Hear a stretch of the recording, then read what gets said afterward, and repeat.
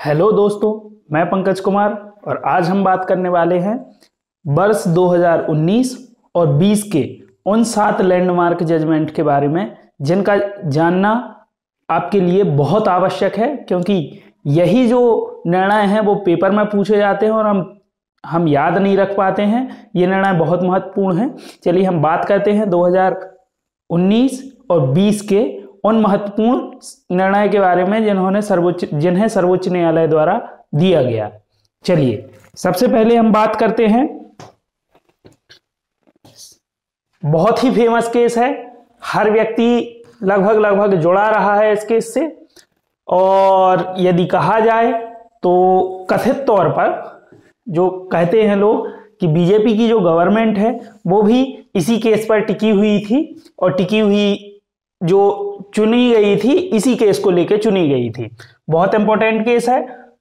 Case का नाम एक बार जो शॉर्ट नेम है उसको मैं बता देता हूं। अयोध्या केस के नाम से जाना जाता है ये इस मामले को, और केस का नाम है मोहम्मद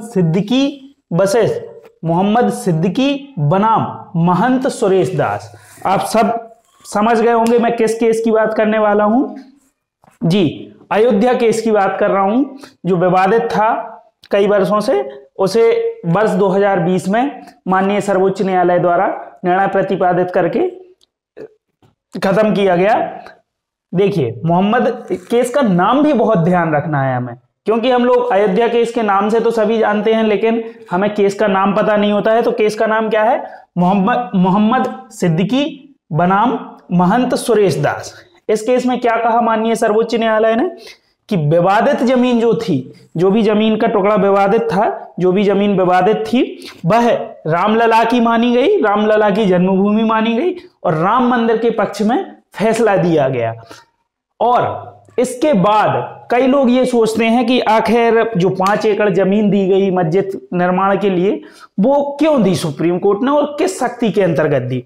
तो अनुच्छेद 142 संविधान का अनुच्छेद 142 सुप्रीम कोर्ट को पावर देता है पूर्ण न्याय की शक्ति की। उस शक्ति का प्रयोग करते हुए माननीय सर्वोच्च न्यायालय ने 5 एकड़ की जो जमीन थी वो मस्जिद निर्माण के लिए सुन्नी वक्फ बोर्ड को दी। ठीक है, बहुत इंपॉर्टेंट केस है, ध्यान रखना है, साल 2020 का है।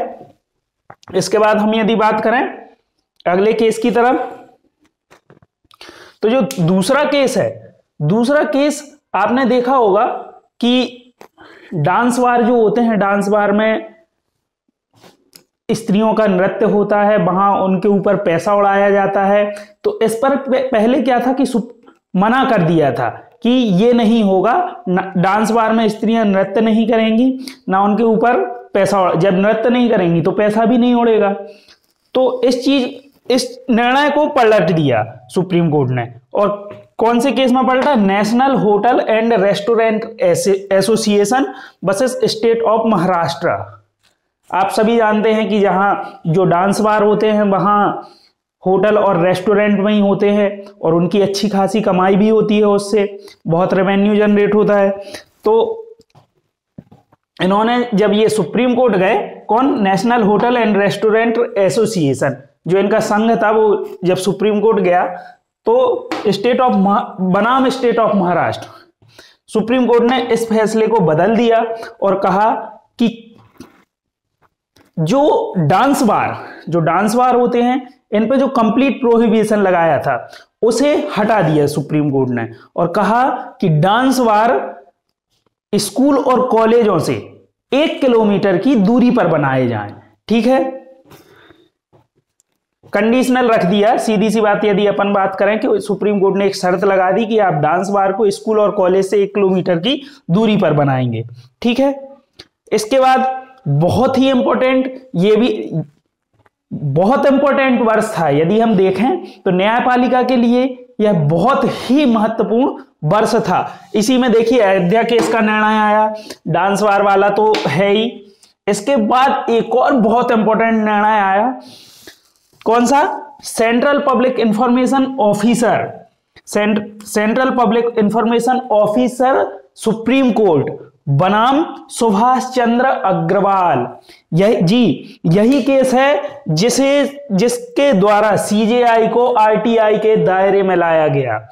ध्यान रखना है, ये बहुत इंपॉर्टेंट केस है, क्योंकि इस केस के पहले सीजेआई आरटीआई के दायरे में नहीं आते थे, लेकिन central public information officer supreme court बनाम सुभाष चंद्र अग्रवाल के केस में माननीय सर्वोच्च न्यायालय ने साफ बता दिया कि सीजेआई भी आरटीआई के अंतर्गत आते हैं। और जो अभी हमारे सर्वोच्च न्यायालय भारत देश के जो सीजेआई हैं माननीय डीवाई चंद्रचूड़ जी, उन्होंने ही ये फैसला दिया था वर्ष 2020 में कि जजों की नियुक्ति आरटीआई के दायरे में आती है।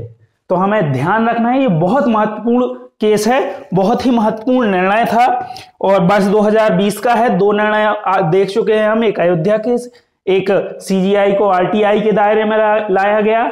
एक और केस आया था जिसके बारे में मैं आपको सभी को पता था, जनरली बात करते हैं कि सीजेआई साहब पर सेक्सुअल हरासमेंट का भी केस आया था 2020 में ही। ध्यान रखना है, जस्टिस दीपक मिश्रा जी थे, उनके ऊपर यह आरोप लगाया गया था सेक्सुअल हरासमेंट का। ठीक है, इसके बाद अगला केस हम देखते हैं।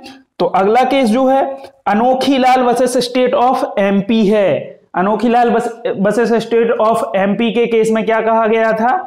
इस केस में कहा गया कि जो भी मृत्युदंड और आजीवन कारावास से दंडित अपराध हैं, जितने भी जो अपराध हैं जिनमें मृत्युदंड या आजीवन कारावास दिया जाता है, उनमें वो ऐसे मामलों में जो भी वकील पैरवी करते हैं, जो भी अधिवक्ता पैरवी करते हैं, जो भी एडवोकेट्स कोर्ट के समक्ष हाजिर होते हैं और पैरवी करते हैं, तो उनके लिए 10 वर्ष का वकालत का अनुभव अनिवार्य रूप से होना चाहिए। यह भी बहुत इंपॉर्टेंट केस है हमारे सभी एडवोकेट साथियों के लिए कि 10 वर्ष का अनुभव अनिवार्य कर दिया गया है मृत्यु और आजीवन कारावास से दंडित मामलों के लिए। ठीक है, इसके बाद एक केस आया था जो मैं थोड़ा सा आपको बता दूं उस केस के बारे में। पहले केस का नाम देख लेते हैं। इंडियाबिलिटी क्रिएशन प्राइवेट लिमिटेड, ये एक कंपनी थी बनाम गवर्नमेंट ऑफ बंगाल। इस केस में क्या हुआ था कि आप भी देखते होंगे आमतौर पर, कभी भी जब आप कहीं भाषण दे रहे हो तो पुलिस आती है, गिरफ्तार कर लेती है। तो इस केस में माननीय सर्वोच्च न्यायालय ने निर्णय दिया कि यह जो केस था भारतीय संविधान के अनुच्छेद 19(1) से रिलेटेड था, वाक और अभिव्यक्ति की स्वतंत्रता से संबंधित था। तो माननीय सर्वोच्च न्यायालय ने पुलिस को यह निर्देश दिए कि यह जरूरी नहीं है कि प्रत्येक भाषण लोक शांति भंग करने के लिए दिया जाए। तो आप किसी भी व्यक्ति को यदि गिरफ्तार करते हैं या किसी भी भाषण को देने से वाक अभिव्यक्ति की स्वतंत्रता का हनन करते हैं, तो ये रूल ऑफ लॉ के अगेंस्ट है। तो आप जो भी कार्य करें, यदि किसी व्यक्ति को गिरफ्तार करते हैं या जब कभी भी किसी भी भाषण पर रोक लगाते हैं, तो रूल ऑफ लॉ के अंतर्गत लगाएं, ना कि आपने देखा कि जिस सत्ता पक्ष की जिसका सत्ता पक्ष है अभी, उसके विपक्ष में यदि किसी ने कुछ बोला, भाषण दिया है, तो आप उसको भाषण नहीं दे रहे, रोक लगा रहे हैं। तो साफ बता दिया माननीय सर्वोच्च न्यायालय जी ने कि रूल ऑफ लॉ के अंतर्गत करें जो भी करना है। किसी भी व्यक्ति को गिरफ्तार कर रहे हैं तो रूल ऑफ लॉ के अंतर्गत करें, वरना किसी भी भाषण पर रोक लगाने का आपको अधिकार नहीं है और आप प्रत्येक भाषण को लोक शांति भंग नहीं बता सकते हैं। ठीक है, इसके बाद मैंने आपको देख लें आप कि बहुत ही महत्वपूर्ण निर्णय आए 2020 में, वर्ष 2020 में। ये भी बहुत इंपॉर्टेंट निर्णय था कि आप किसी को भी गिरफ्तार मत कीजिए, 19(1) का हनन होता है। इसके बाद देखें हम तो सीजेआई को आरटीआई के दायरे में लाया गया, जजों की नियुक्ति को आरटीआई के दायरे में लाया गया वर्ष 2020 में। अयोध्या केस भी डिसाइड हुआ। इसके बाद आगे अभी हम बात करेंगे और भी एक निर्णय और बहुत महत्वपूर्ण है, राफेल विवाद। चलिए हम आगे देखते हैं राफेल विवाद वाले केस में क्या कहा गया।